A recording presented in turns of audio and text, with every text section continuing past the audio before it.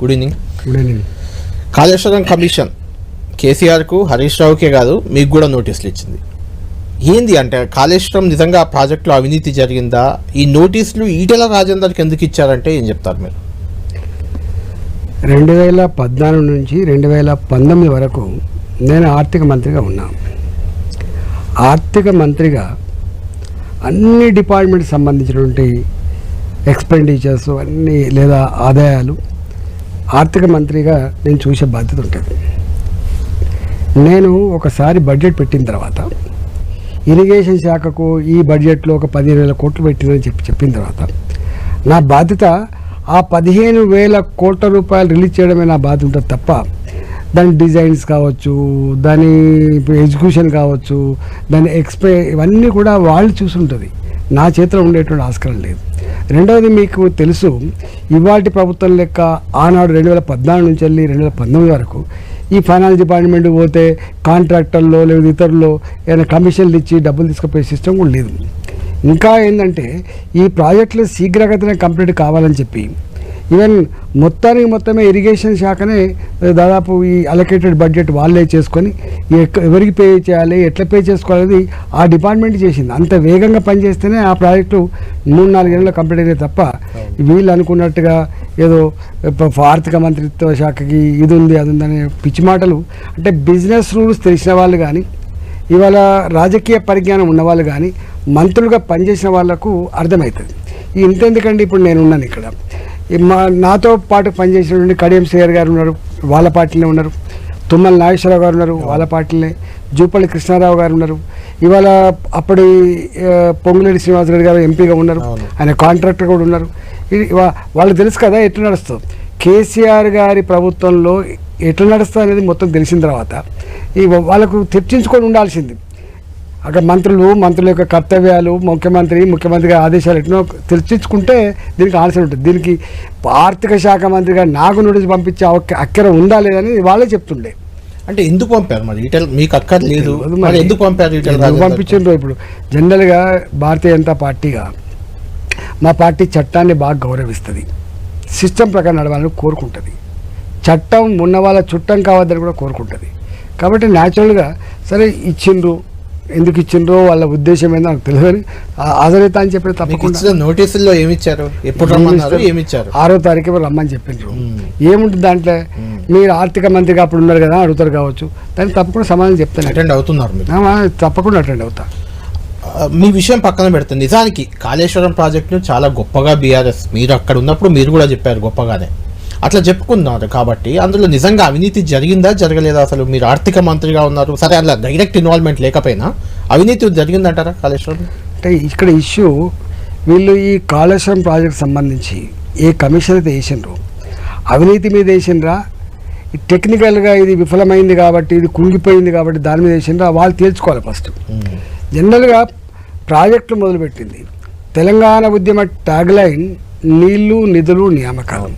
న్యాచురల్గా మీకు ఏముంటుంది, మాకు తెలంగాణకు లిఫ్టులు తప్ప మరో మార్గం లేదు కాబట్టి, గోదావరిలో ఇన్న నీళ్ళు ఉన్నాయి తప్ప కృష్ణానదిలో ఉండడానికి ఆస్కారం లేదు కాబట్టి, అనేక వేల టీఎంసీల నీరు సముద్రం పాలు అవుతూ ఉంది కాబట్టి, ఇలా ఇంత తెచ్చుకున్న తెలంగాణలో త్వరితగతిన ప్రాజెక్టులు కట్టి నీళ్ళు ఇవ్వాలనేది కాన్సెప్ట్.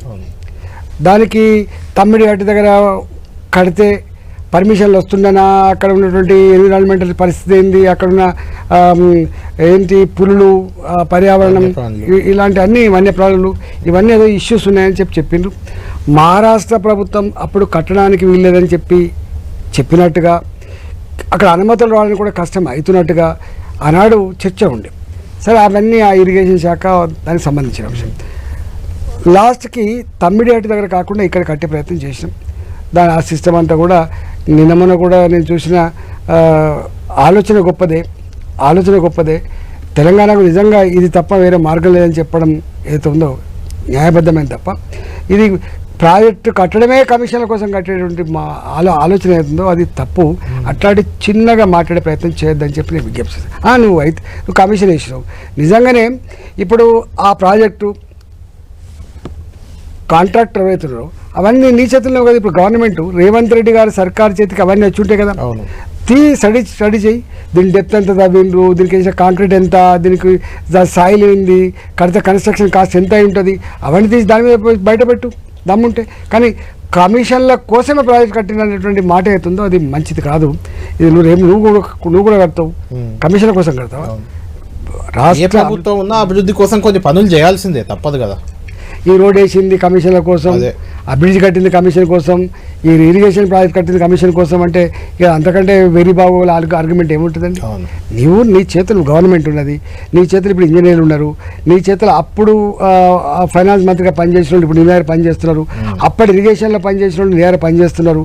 వాళ్ళందరినీ విచారణ చేయి. నిజంగానే కనుక అక్రమాలు జరిగితే పాయింట్అవుట్ చేయి. కానీ మీరు వేసిన కమిషన్ని అడుగుతున్నా, ఇది టెక్నికల్ వైఫల్యం దాని మీద ఎంక్వైరీ కోసం వేసినావా లేకపోతే కమిషన్ల కోసం వేసినావా? నువ్వు ఫస్ట్ తెలిసి చెప్పు. అంటే ఏం జరగబోతుంది ఈటెల గారు? అంటే కేసీఆర్కి, మీకు, హరీష్ రావుకి ముగ్గురికి నోటీసులు వచ్చాయి కాబట్టి అంటే ఇందులో మీ ముగ్గురిని ఇరికిచ్చే ప్రయత్నమో లేకుంటే కేసీఆర్ టార్గెట్గా కేసీఆర్ను కాళేశ్వరం అవినీతిలో ఇరికిచ్చే ప్రయత్నమో జరుగుతుంది అనుకుంటున్నారా? ఒక్క మాట జనరల్గా ఏంటంటే ఇవాళ ఉన్న పరిస్థితులలో ప్రభుత్వాలు ఎట్లా పనిచేస్తారో మీకు తెలుసు. మంత్రులు ఉన్నప్పటికీ కూడా ముఖ్యమంత్రి గారే 70-75% పవర్ నడిపిస్తారు. ఇంజనీర్లు చెప్పాలి గోదావరి ప్రాజెక్టులు ఎక్కడ కట్టాలి, ఎట్లా కట్టాలి, దాని డిజైన్ ఏంటిది, ఇవన్నీ చెప్పాల్సింది ఆర్థిక మంత్రి చెప్తాడా? చెప్పండి. ఈవెన్ ఇరిగేషన్ మంత్రి కూడా చెప్పవలసింది ఇంజనీర్లు, ఎక్స్పర్ట్స్. పర్మిషన్ ఇచ్చినప్పుడు వాళ్ళు చూసుకోవాలి. అంటే అప్పుడు ఇంజనీర్ల కంటే ఎక్కువ కేసీఆర్ గారే ఇంజనీర్గా మాట్లాడిన ఒక ప్రచారం. ఎస్, ఒకవేళ అయింది అనుకోండి. సపోజ్ ఇప్పుడు ఇంజనీర్లు అంతా ఇప్పటికే విచారణ జరిపిండ్రు. ఇంజనీర్లు కనుక ఇది మొత్తం కేసీఆర్ గారే గక్కడ కట్టద్దు, ఇక్కడ కట్టమని, గిట్ల కట్టద్దు, గట్ట కట్టమని ఆయనే ఓ ఇంజనీర్ లేక మెదడు కరిగించి చేసినట్టు ఉందనుకోండి, పనిష్మెంట్ చెప్పు, సమాజానికి చెప్పు, దానికి పనిష్మెంట్ ఏందో ఇవ్వు. ఒకవేళ కేసీఆర్ గారు అలా చేసిన అధికారులు, ఇంజనీర్లైనా, ఐఏఎస్లైనా అలా వినొద్దు. యాక్చువల్గా ప్రభుత్వ వ్యవస్థలో ముఖ్యమంత్రి చేయమన్నా కూడా అది వైబుల్ కాదని చెప్పాల్సిన అవసరం కూడా వాళ్ళ మీద ఉంటుంది, బాధ్యత ఉంటుంది. ఒక మాట, ఇవాళ ఐఏఎస్ ఆఫీసర్లు అవుతారండి, ప్రభుత్వాల పీరియడ్ 5 సంవత్సరాలు. మంచిగా చేస్తే మళ్ళీ ప్రజలు ఆశ్రయిస్తే మళ్ళీ 5 సంవత్సరాలు ఉంటుంది. కానీ ఒక ఐఏఎస్ ఆఫీసర్, ఒక ఐపీఎస్ ఆఫీసర్, ఒక ఇంజనీర్ 30-35 సంవత్సరాల కాలం పాటు సర్వీస్లో ఉంటారు. ఆ సర్వీస్లో జాయిన్ అవుతున్నప్పుడు ఏం చెప్తారు? నేను చదువుకున్న దాన్ని చట్టబద్ధంగా న్యాయబద్ధంగా దేనికి లొంగకుండా నేను పనిచేస్తా అని చెప్తాను. ఒకవేళ కేసీఆర్ గారు చెప్పిండు అనుకుందాం, చెప్తే మరి నువ్వు ఇంజనీరింగ్ ఏం చేసినట్లు లెక్క? ఇప్పుడు అంతిమంగా డిజైన్స్ ఏందో చేయాల్సింది ఇంజనీర్లు, ఎక్కడ కట్టాల్సిందో చెప్పాల్సిన ఇంజనీర్లు. మనం అప్పుడు చెప్పకుండా ఉంటే తప్పకుండా పనిష్మెంట్ అవుతుంది. ఇప్పుడు మనం అనుకున్నట్టుగా సమాజం అనుకున్నట్టు ఉండదండి. ముఖ్యమంత్రి గారు డిసిషన్ తీసుకున్నప్పటికి కూడా నువ్వు చెప్పకపోవడం నేరం అవుతుంది. ఇవాళ దాన్ని తీసుకొచ్చి ముఖ్యమంత్రి గారు ఎక్కడ కూడా నేను ఆ సొంత నిర్ణయం అన్నట్టు ఉండదు. దాన్ని తీసుకొచ్చి పక్కా క్యాబినెట్లో పెట్టి అందరి మంత్రుల ఆమోదంతో, క్యాబినెట్ ఆమోదంతో చేసి ఉంటారు. సరే, ఆ క్యాబినెట్ ఆమోదంతో చేసిన దాన్ని ఎట్లా కమిషన్ అదే చేస్తానది అదొక అంశం.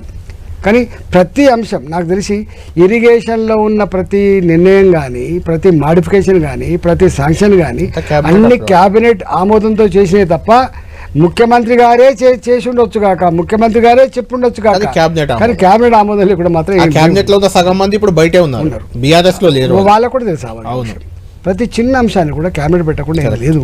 మరి క్యాబినెట్ దాని అధికారాలు ఏంటిది, క్యాబినెట్ నువ్వు ఎట్లా ప్రశ్నిస్తావు, ఏం చేస్తావు అనేది వేచి చూడాల్సింది.